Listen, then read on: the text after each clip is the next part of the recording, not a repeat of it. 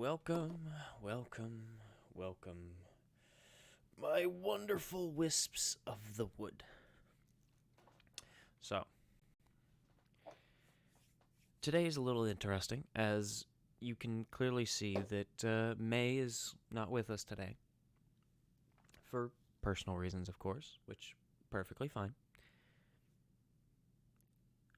Today, we are going to be doing a little bit of a recap over what's happened the past little over 20 episodes now to get everybody caught up. If you don't know, we do have episodes 16 through the most recent one up on the Will-O-Wisp Woods YouTube channel. So you can catch up on those as well if you'd like. That's actual, like, us playing and everything going on as I attempt to learn Twitch. Found out that you can, in fact, export videos directly from Twitch to YouTube. So, learned that a little while ago. So, we're going to be recapping. We're going to be doing a bit of a Q&A afterwards for the players. You can ask each of the players that are here personal questions about their character and how their character acts, or how their character is currently kind of dealing with everything that's happened so far. And then you can ask the players their personal theories, and we get to hear personal theories and ideas and thoughts of what's going to happen in the future from these players. This way it gives me a few ideas as well, in all honesty. But a lot of this is to get people interacting. So, if you have any questions or anything like that, feel free to go on ahead and ask them, or wait until after the recap, and we will go through each of the questions and the players that they're directed towards, or just overall, we will answer them. Of course, there are questions that the players may not want to answer, or due to backstory reasons and spoilers may not want to answer, so do understand that we aren't going to answer every question, but we definitely will answer as many as possible. If you have any questions for me as the DM, I will attempt to answer as many as possible. However, I am literally the story writer, so I can't give away a ton without possibly spoiling things. So keep that in mind. Other than that, welcome to the journey of Grandiasha. This week's episode, recap and Q&A. So, our story began in Grandiasha, the great continent that is two grand pieces, East and West Grandiasha. Our story, of course, started in East Grandiasha. However, the world of Grandiasha is full of mystery and intrigue, with many things always in play, such as portals opening randomly across the continent, and mutated creatures of other planes entering this one. But with mystery and intrigue comes pain and anguish, as the continents and kingdoms are torn apart by themselves. War wages between the West and East, clashing with each other as the places they trample burn and lay slaughtered. Grandiasha is a world full of opportunities and fears, people and creatures and politics and money. The world is to be shaped, and our adventurers may do it themselves. So, with this, we began in the current age of 371 PF, or post-Firestorm. For those that did not know, that is a bit of story lore. It is the idea that there are 3 ages: the Bright Days, the Age of Firestorm, and post-Firestorm. However, in the age of 371 post-Firestorm, there were 3 adventurers: Maylene, Nyla, and a one Pixie.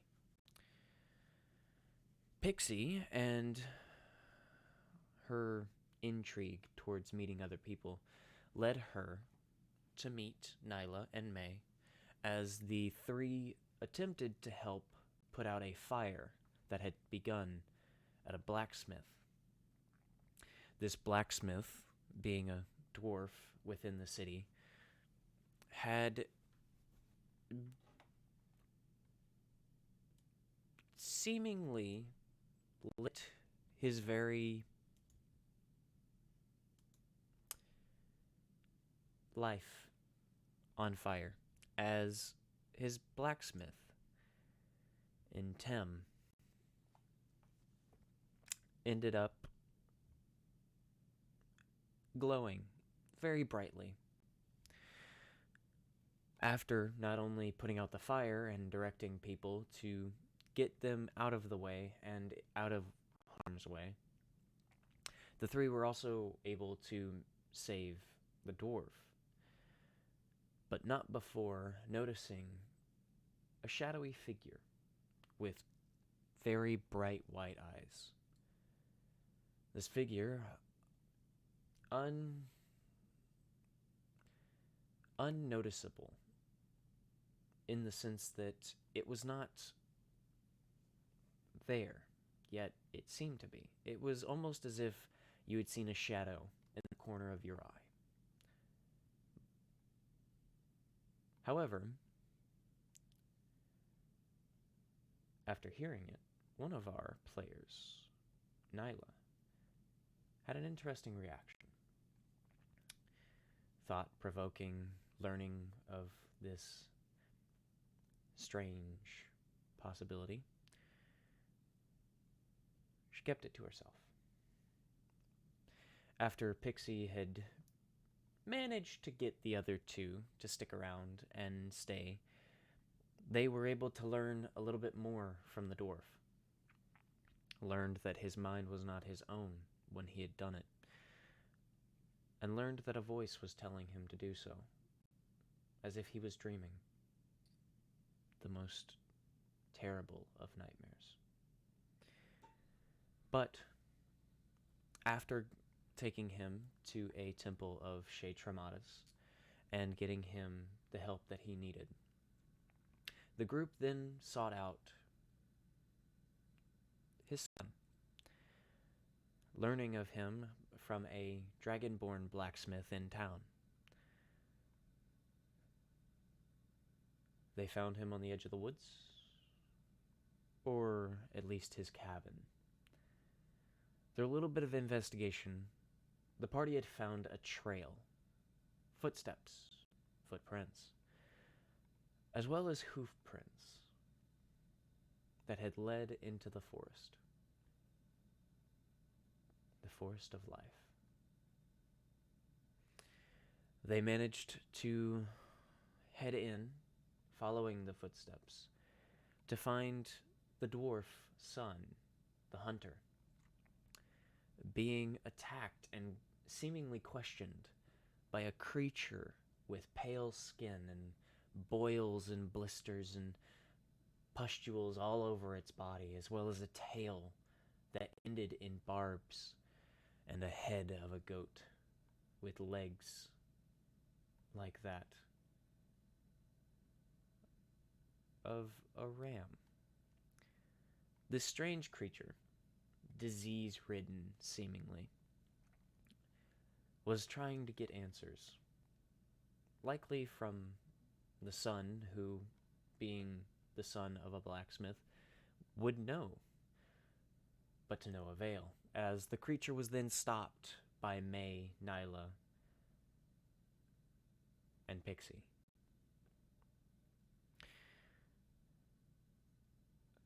The three of them then managed to get the son back to his cabin, and all took a rest in the free lodging that they had found, as they waited for him to wake.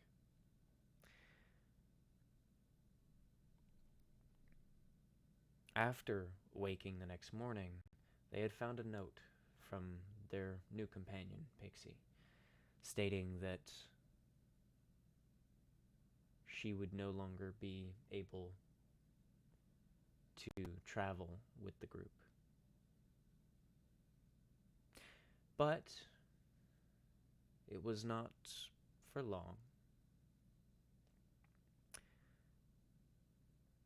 The two managed to learn more and actually began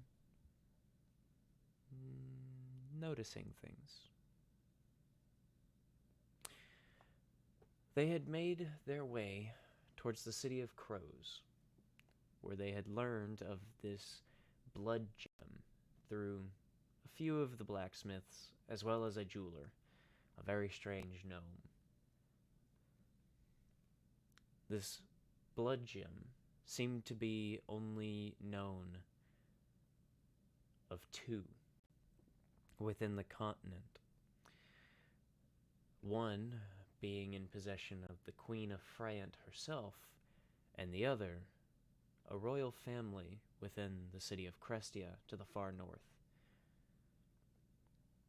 On their travels towards Crows, they had met a strange figure. Short, stout, covered in spiked armor and chasing a squirrel. A dwarf. Dwindle Snowrage. This dwarf, after hearing of their endeavor, had learned that someone was in need of help at the very least, as they were all going to Crows, and with so little knowledge of this outside world, as he had come from Flammenbroth, he needed a guide. And being a survivalist, he had realized what better way than simple travelers. And not only that, but they had asked him, as a dwarf, if he had known anything about blood gems. The very words itself only brought him closer to the idea of following this group, trying to find out why they were trying to find such a wondrous and powerful gemstone. However,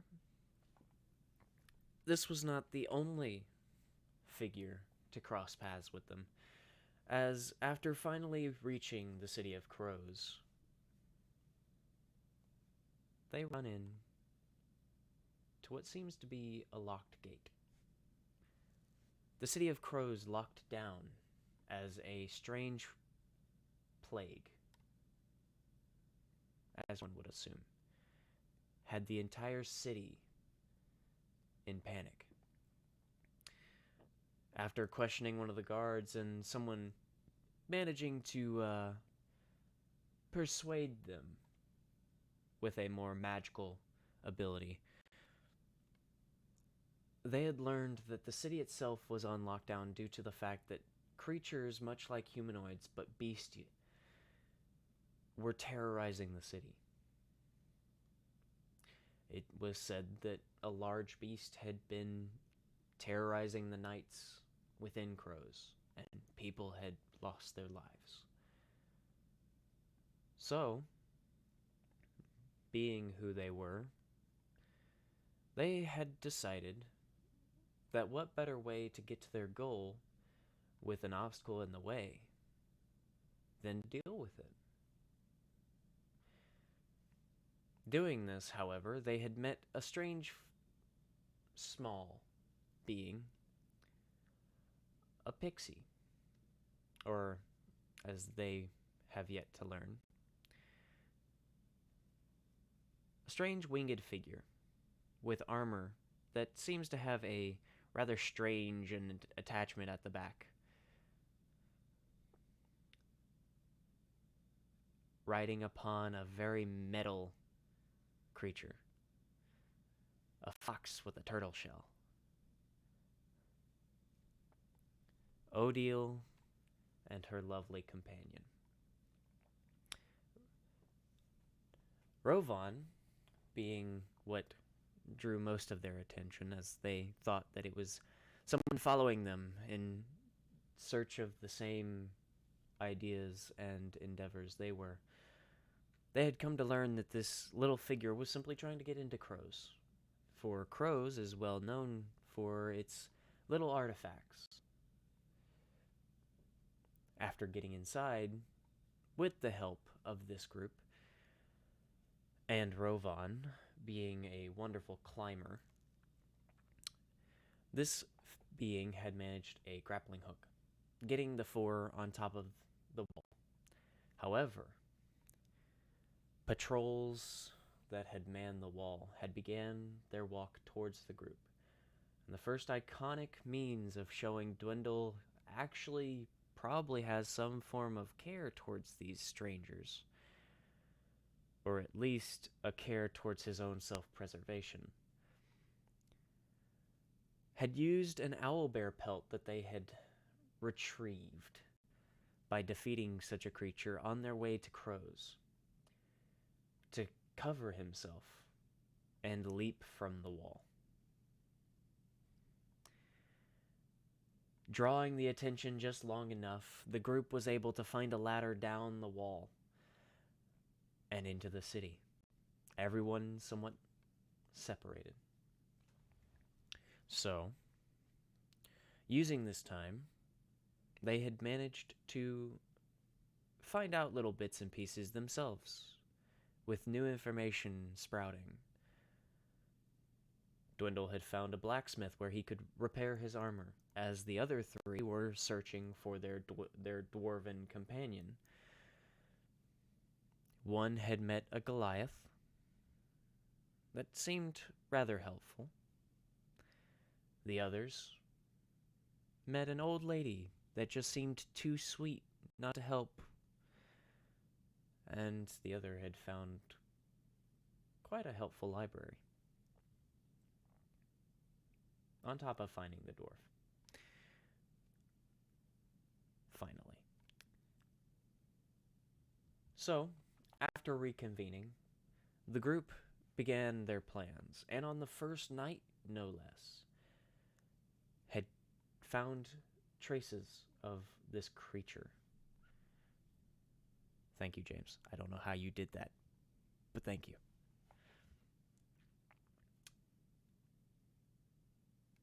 Tracking down this creature, very first night of being within Crows, and they had come to find out that it was a bit more than they had bargained for. Relentlessly chasing down the trail.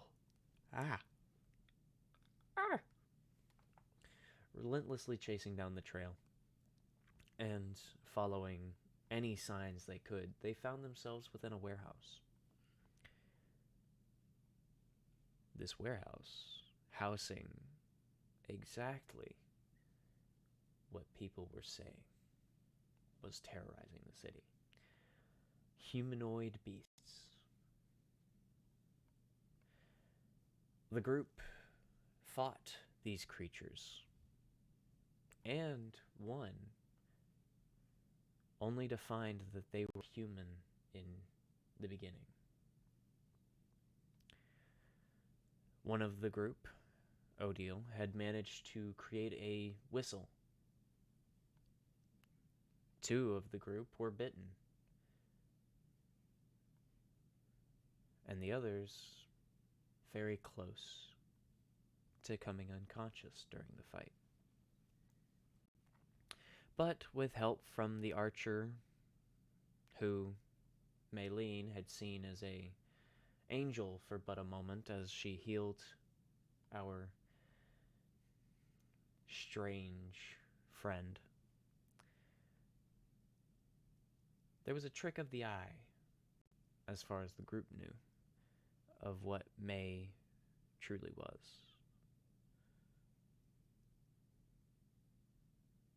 However, one of the creatures managed to escape,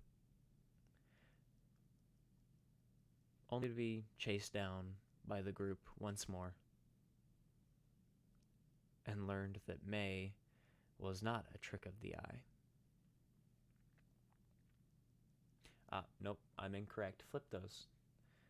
May happened to stay hidden long enough for her to become a trick of the eye as they were chasing the creature after they had found it in an alley, and followed it to the warehouse where they had confronted and defeated these creatures. After defeating these creatures, they made their way to the guards, explaining themselves simply because of the fact that they were seen as possible coerters. After explaining themselves, they had learned that the guards had been searching for a figure that was said to have come through town and had started these bestial encounters. A one beast master is what they had called him. This beastmaster was then heading north. At least, that's what people had said. So, not only did the group find themselves following the trail of the blood gem north, but now they had a lead on whatever this beastmaster figure was.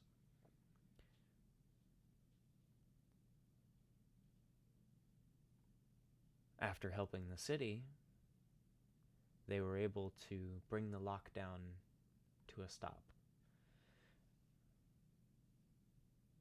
Though sadly, the lives lost before could not be returned. Though, due to their help, no more would be taken. And tracking down this beastmaster, well, that may lead to them stopping more lives lost. So, they chose to continue, heading north still, encountering not only the weather, but a very strange branching path. One of the group, hoping to get more firewood quickly, managed to get lost within this dark forest as the blizzard blew in, and the group followed to try and help, save for Odile, who had attempted to keep the camp going. Though with help from a strange shadow, the group managed to find their lost companion within the depths of a strange place. This labyrinth of a place, this labyrinth of a dungeon, you could say, had our lovely group running circles without realizing it, as they would travel down a hall to find themselves right back where they began. They all found themselves within a four-way corridor, only to be trapped within it as one would run down one hall, only to come out the opposite end, back into this four-way corridor.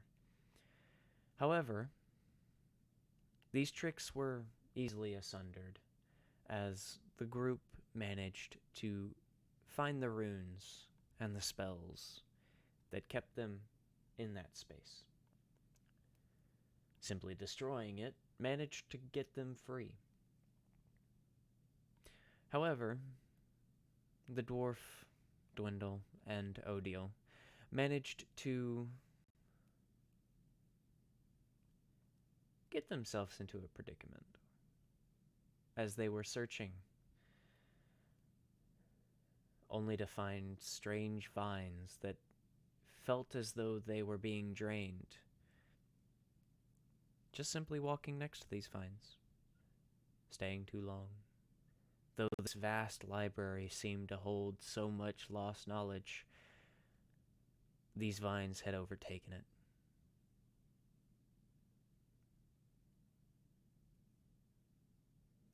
Was it Odile or was it May? That might have been May. Wait, what? Sorry. No, it was Odile. No, it was Odile. It was me and the fairy. Yep. Yeah. It was me. Yep. Yeah, it was me. Gwendolyn. I burned all of them before her very eyes. Yeah, and then you just wanted to stay in the smoke-filled room. The two of them managed to fight It's off a forge. these vines. It's a dwarf. It's a forge.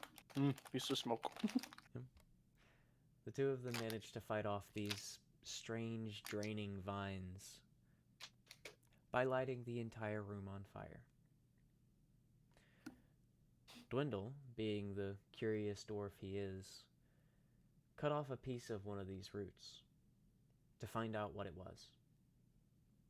However, after reconvening in the main room, after their escapades into the dungeon, they found themselves before a strange glass wall.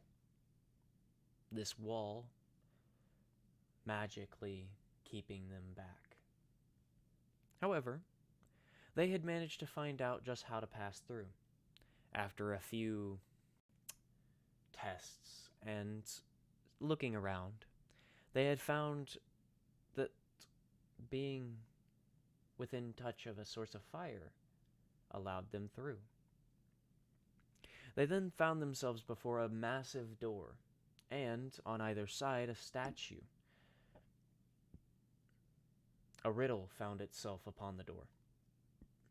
And getting it wrong, the statues attacked a very specific spot on the bridge, as if someone would have ritually been standing there. However, none of them were, thankfully, as the massive statues destroyed that portion of the bridge for only a moment before resetting themselves, and the bridge magically fixed.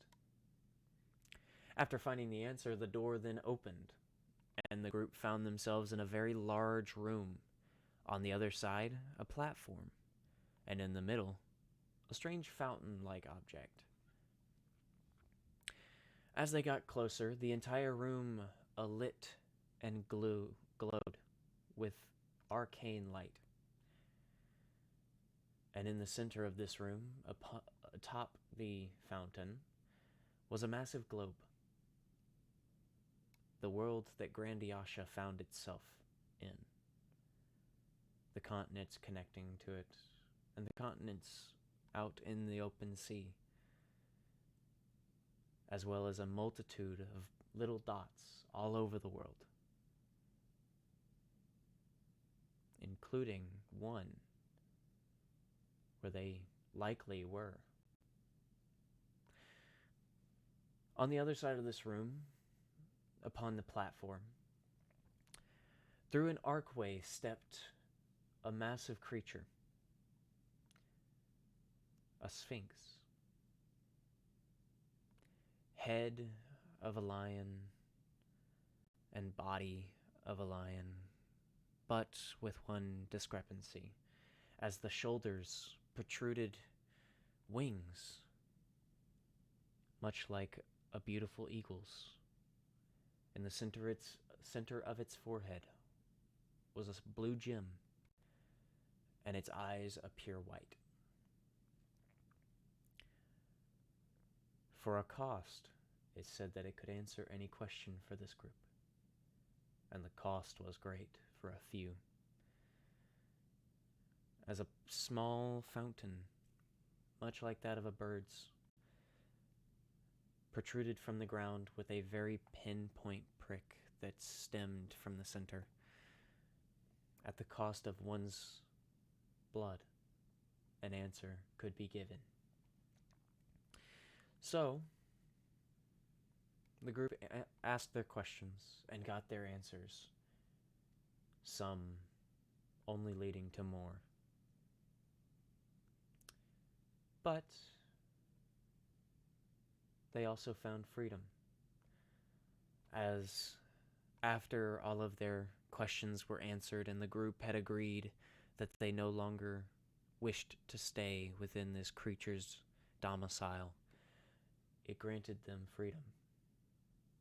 They found themselves above ground in the very clearing that they had found this strange entrance, yet the entrance was nowhere to be found now.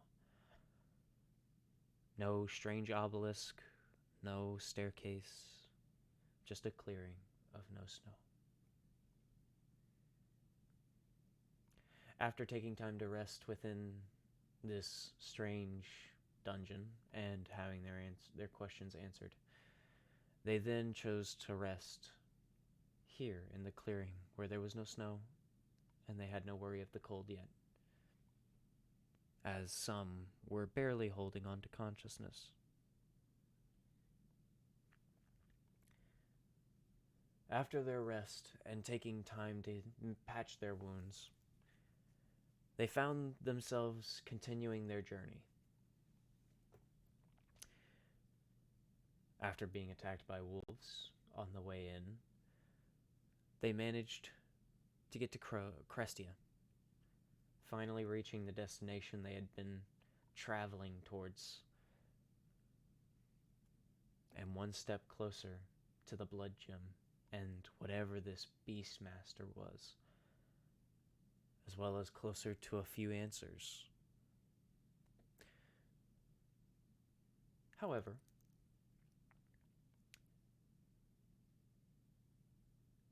they found a bit more than they had bargained for within Crestia. Following the trail of the Beastmaster and the blood gem, each had split into their own directions to find out information within the city, one finding another Goliath friend, an old gentleman that seemingly was very unlikable towards people, as well as a goblin, a blacksmith, a one Jericho, that seems to have only gotten closer to the group as they have come back to bother him a few times. Dwindle finding a new companion, a ram. May finding a new crush within a tiefling that was not only a tiefling in a nearby library, but one that had managed to host a tavern and inn within the city that the group decided to stay in. And the other had found more out about their own personal companion, as well as more about the city itself and the families that reside within. Each of the group had learned more about these strange families of noble bloodline that found the city as their center. One of which had learned of one of the group.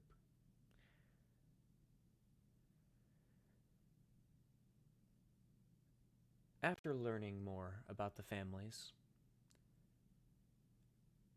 the group, while Dwindle was busy purchasing his new companion, a few of the others had decided to find out more about this strange shop. One of which finding an underground portion of the shop with creatures much more dangerous and likely much, much more expensive than the ones upstairs. And the other, well, the other managed to meet the very family that traded in these creatures.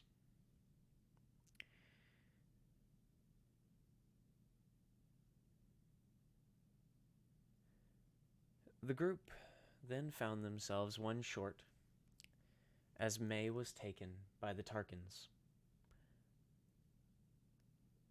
And as Nyla found another entrance to this underground shop, she then made her way to the docks to find out more after finding the Lockhart family's ship docked and currently being worked on due to something that had happened at sea.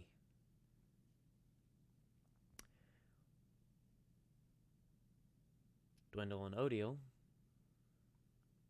weren't quite sure as to what was happening, as each had been doing their own thing, happy with their results. However, the group had reconvened after May was given quite the beautiful deal, as one would put it. Others would put it as one that she could not refuse.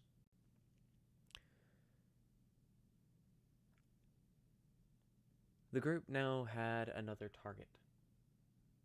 The very merchant that was selling, or at least owning, the pet shop and animal shop. So, now, to keep their new companion safe, the group now has to help May find someone who seems to be embezzling quite a bit of coin from the Tarkins. And it seems that the group is steadily getting more and more information, as not only did they find the beasts in crows, they now find living plants in Crestia, or at least rumors of them.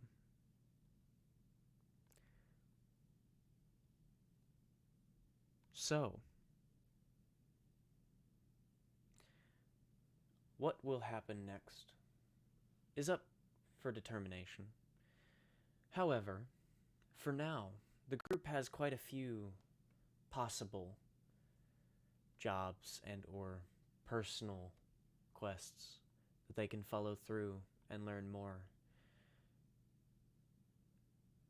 However, for now, it seems that their main goal is within reach, following that they at least follow the information given, as one of the noble families, one that deals mostly in jewelry, has found the blood gem at auction. So, with the main quest in sight and a number of sides to be taken, the group finds themselves in Crestia. That much closer. So, that is the journey of Grandiasha so far. What is coming next? Well, who knows? Oh wait, I do. But I'll save that for the next story. For now,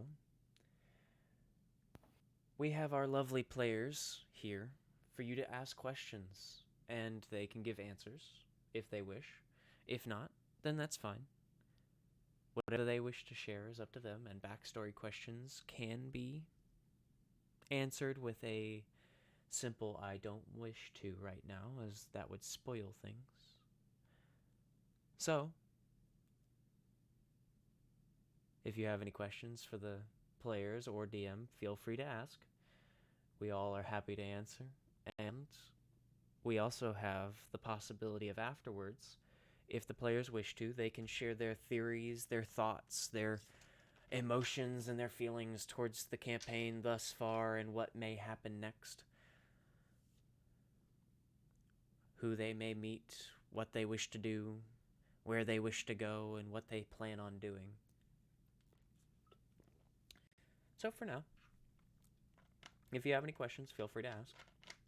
If not, then that's fine.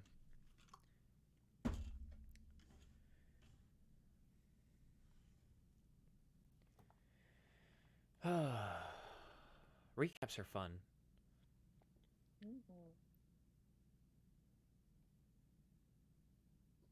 Ooh. So, question for anyone. So, any of y'all can answer, or we can go clockwise and we can start with Clementine, then James, then Nyla. But Justin, or just the gaming general, wants to know, what are you all most anticipating in the upcoming sessions?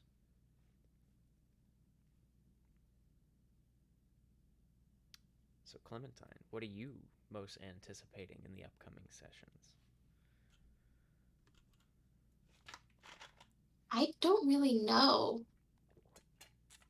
to be honest. Because every time I think something's gonna happen, it doesn't happen.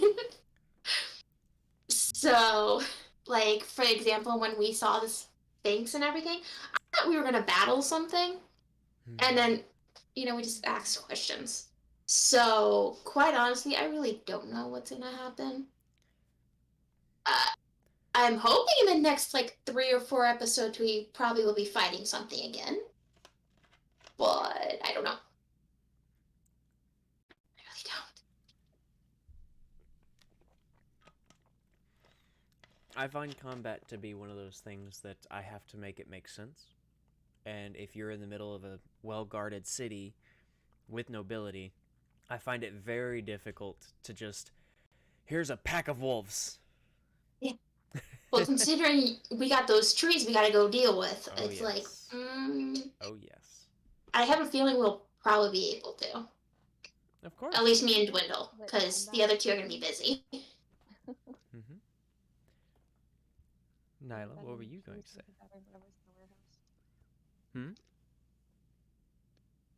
You'll be battling the trees. We'll be battling whatever's in the warehouse.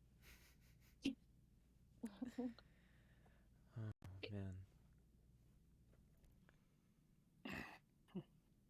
That's wonderful. I had almost forgotten that you two had found the warehouse and gotten in. Well, you had found the warehouse with a door cracked open. But nonetheless, you had found the warehouse, so that's good. I wonder what's inside. So, James, what are you most anticipating in the upcoming sessions?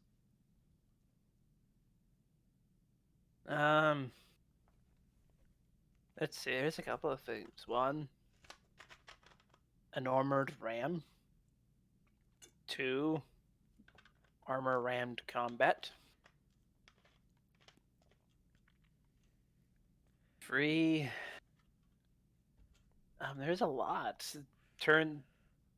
The Sphinx gave us a little answer like, hey, there's metals or materials that aren't known to the world. So he's like, ooh, I could discover these. What can I make of these? So, curiosity's peaked. That's good. I was hoping I had. Everything's onto the ear. So.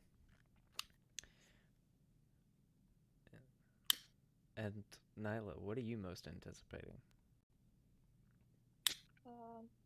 Definitely more combat. It's been a while since we've had combat. I'm always happy to throw combat at you all. Stories, as always.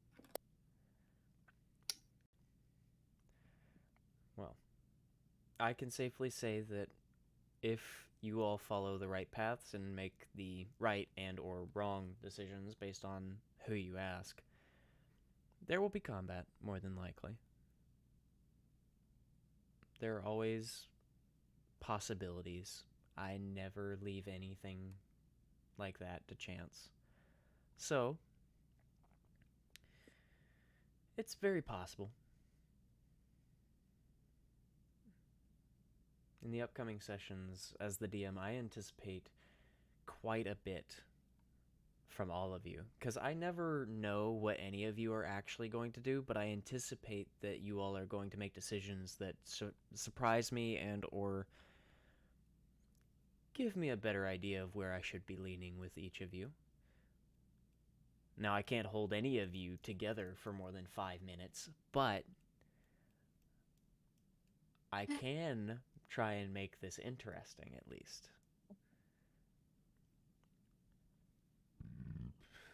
I do find it funny that we can't seem to stick together unless if we're traveling. Yeah. No, And even then, we not still our- get not our separated. fault. Not our fault. We was like, yeah, no, just a little thing. My actions might get us all killed. Yeah, that doesn't. We kind of don't want to be a part of that for some reason. I wonder why. That's fair. That's very fair. And I was like, yeah, But whatever. as I said, each of you like to surprise me, so It is decisions. always fun when we get the, wow, I have never had to think about that as a DM. Yeah, I It's love always it. a proud moment. Yep. Yeah, there are very few things I don't expect. Very few things. Very, very few. But you all seem to figure out what they are. Thank you, Forcecliff. Thank you. We've got 5 gifted tier 1s. Aw. That's awesome. Thank you. Clementine, Foe, Nemo, Nerdy, Acronel, all of y'all have gotten subs. That's awesome. Ooh. That's cool. I love how it does that every time. I love that noise just because it like tickles an itch in my head I didn't know existed.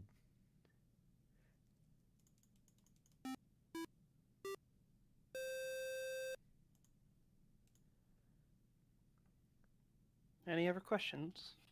Yes, actually.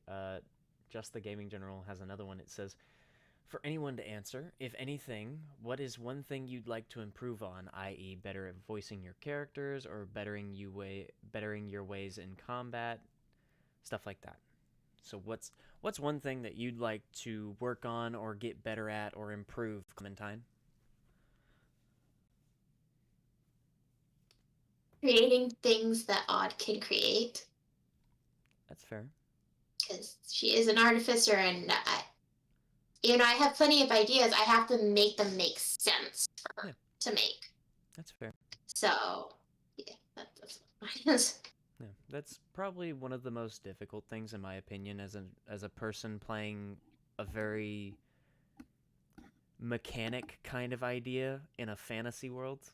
So, if it makes you feel any better, if you have ideas, then you could message me personally, and I would be happy to try and help you work through and figure stuff out, unless you want it all to be a surprise and you want to figure it out yourself first. Oh, I have so many ideas. I even have ideas for each of the other characters. Yeah. As long as Which... you know that based off of what they are, it will take time, money, or resources based off of what it is. Other than that, I can help you try and figure out basically any of that. And then from there, you can figure it out for yourself and just give the idea and the explanation and what you're going to need and stuff like that. Or definitely awesome. It can fail. That also needs to be a little thing. Oh, yeah. Yes. It definitely can fail. Because just like in the real world, if you make an invention, it's not always going to work the first time. True. Yeah. That is quite true. Yeah. Thank you. No problem. That's always something that I enjoy working with Artificer players on, because of the fact that Artificer players sometimes have the most insane ideas that actually make sense. So, feel free to toss any of those my way in between sessions if you want to, and then during downtime, if your group ever decides that you want to have downtime, you could certainly try and work on that. And I would be happy to give you like stats on what you're going to need or what you're probably going to be cost. I definitely also have to make sure she gets more money. Yeah. Because right now she's got like 4 pieces of gold. 4 thing. So. That's fine. Yeah. Wendell paying for everybody's room and food is getting very expensive. And it's kind of like, he's like, oh, generosity is getting too steep.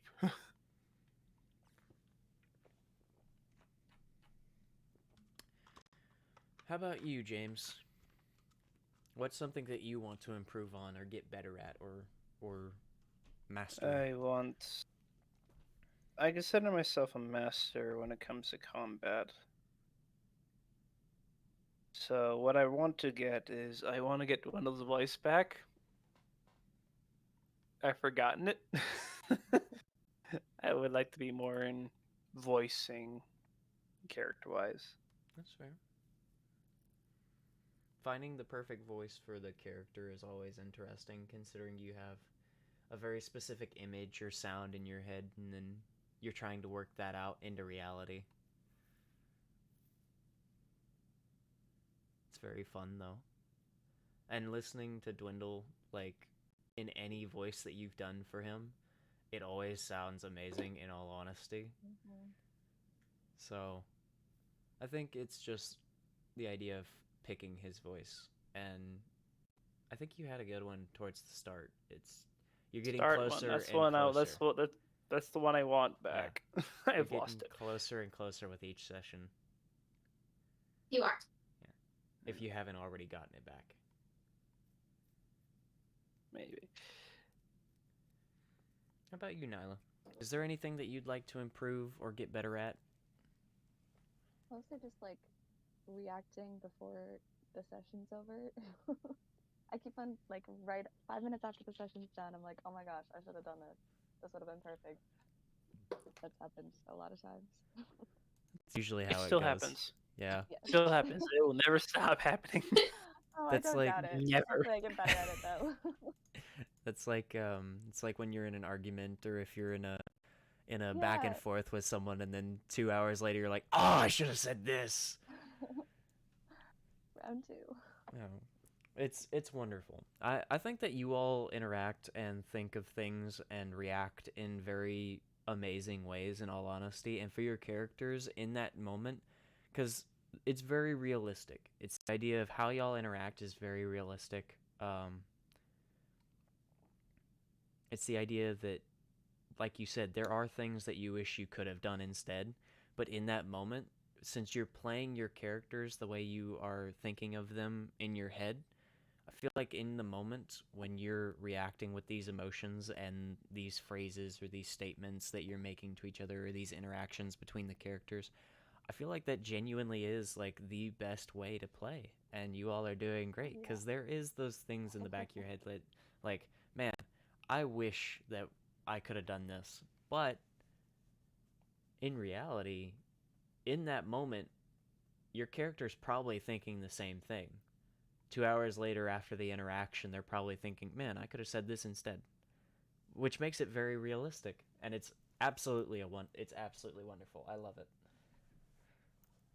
You Yeah, guys it are especially amazing happens to me players. though when like we're in a long rest where if I had actually had all the materials in front of me and like I actually had the time, this is what would happen eventually.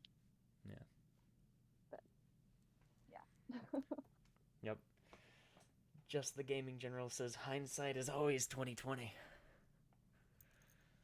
Really is. Yep. I still remember what Dwindle sounded like. It's very good, and you definitely bring the character to life in your own style. Can be difficult sometimes. Talking to Dwindle, of course. But yeah. I think each of you are very good at bringing your characters to life in your own ways, and it's actually really nice. Your voices for them, the way you interact between each other with them, how you all act. It's very refreshing, and it's actually really nice. It makes it feel realistic almost.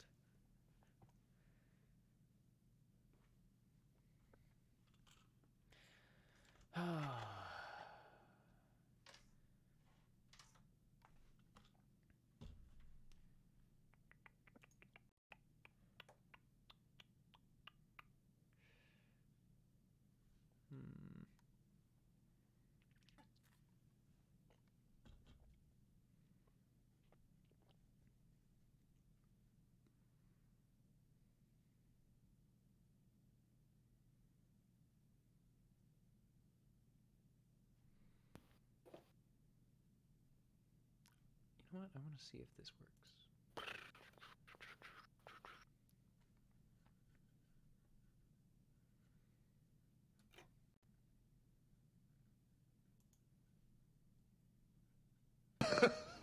I don't know what you mean, but it had the cadence of a joke. That's a good question.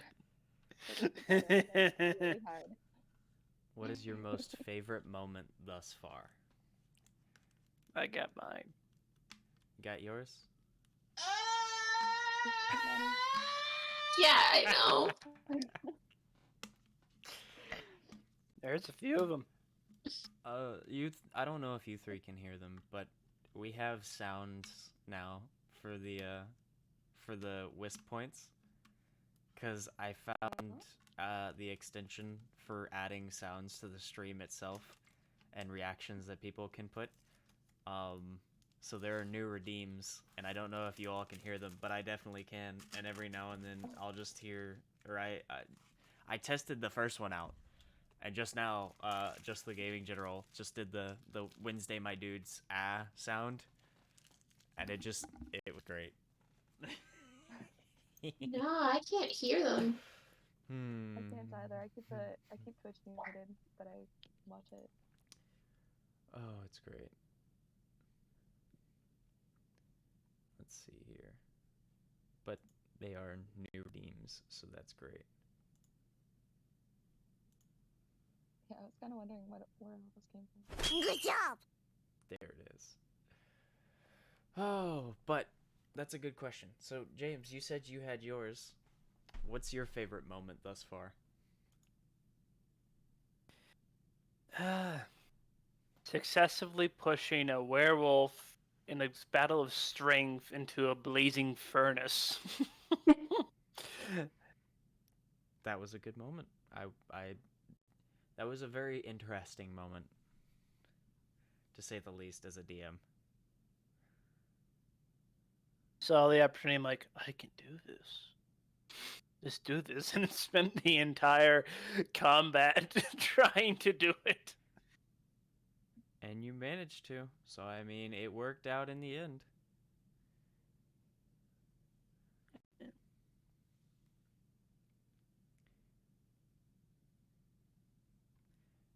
Yeah, no, fun. Indeedy. I really enjoy it so far.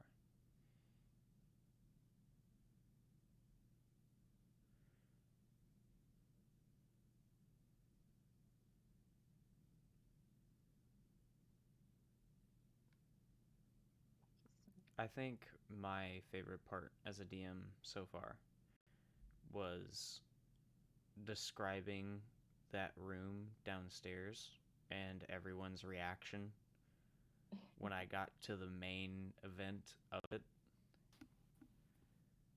I think that one was my favorite by far.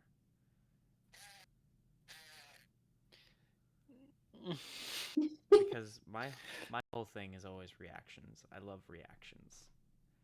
It makes me very happy when I can make players react in certain ways to certain situations, and it's very, very fun. So I think that's probably got to be my favorite, right next to Dwindle leaping off of a wall.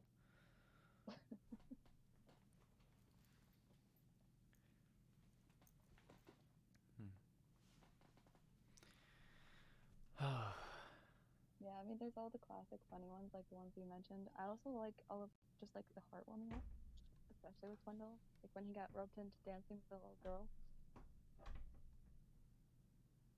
or when he like catches anyone who's going unconscious. Like he's caught Nyla twice when she went unconscious, and it's just so cute. I like it. That's true. That's true.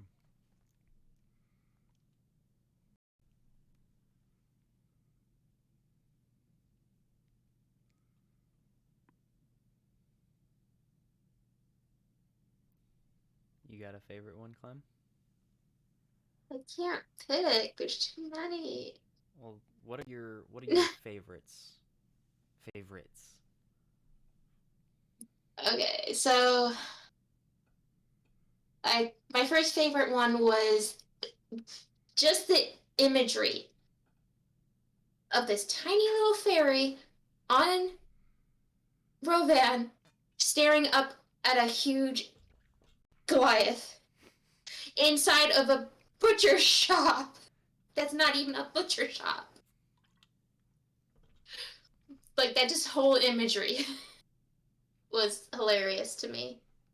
That was very But like funny to see. it was.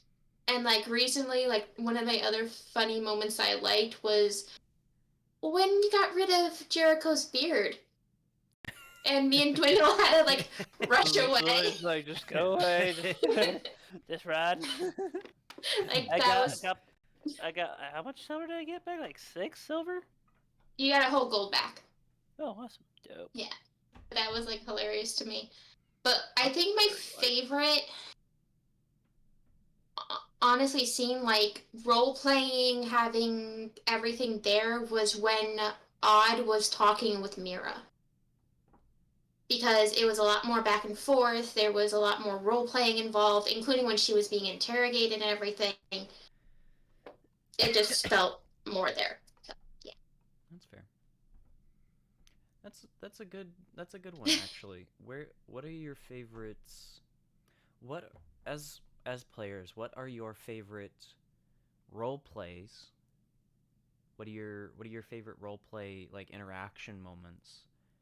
What are your favorite combat moments? And what are your favorite like heartfelt or personal moments?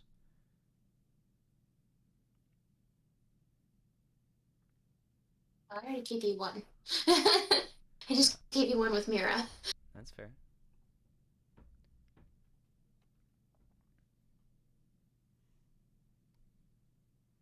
I'm sure that there are moments in like combat or like She's only had 2 Dwindle contacts. very much gave one for combat where his favorite was the beating a werewolf in a test of strength. And you gave your roleplay moment with Mira and your interaction with her. And Nyla gave one for the emotional aspect and the idea that Dwindle continuously catches the people that seem to fall unconscious. So, are there moments that each of you have? Yeah, For combat's pretty easy for me when I jumped off that ledge thing and managed to heal May and get the attention off of it and do some damage. Yes, that was a badass scene. that was the very badassness, yes. Just the idea of that by itself I thought was hilarious as well, because not only did you heal her, you appeared as though you were an angel for a moment.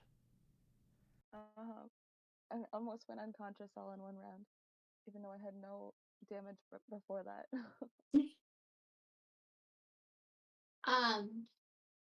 I do know there's one emotional role playing scene that we did, which is the question that Odd asks the Sphinx.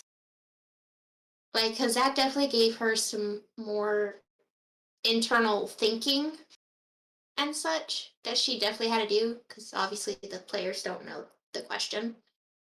But that was like a super personal question and on an emotional basis, and how much blood she had to give.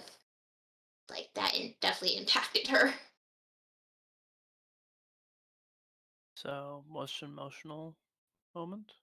Hmm. Yeah, because also later she was just thinking over and over again. So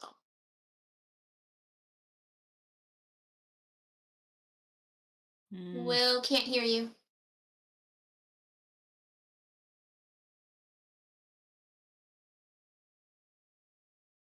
Wouldn't be a Will-O-Wisp dreams if it didn't have a problem.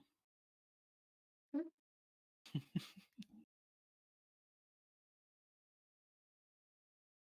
I feel like it's all just very in line though with how this whole thing works. Like we're the imperfect players and people teaching other people how to do it. It's okay, but it's not perfect while we do it.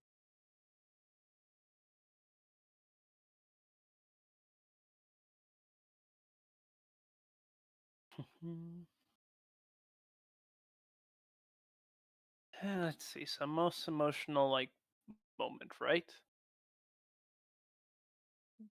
Or like heartfelt, like all the feels.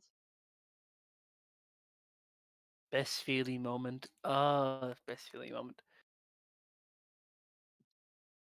Um, for best moment of feeling, Lance describing when Lance described the back room, pretty much at the warehouse. That that gives me the feels. That gives me the oh no, the freak out feels. That was probably one of my favorites. I'm like, oh no, no, no, oh no.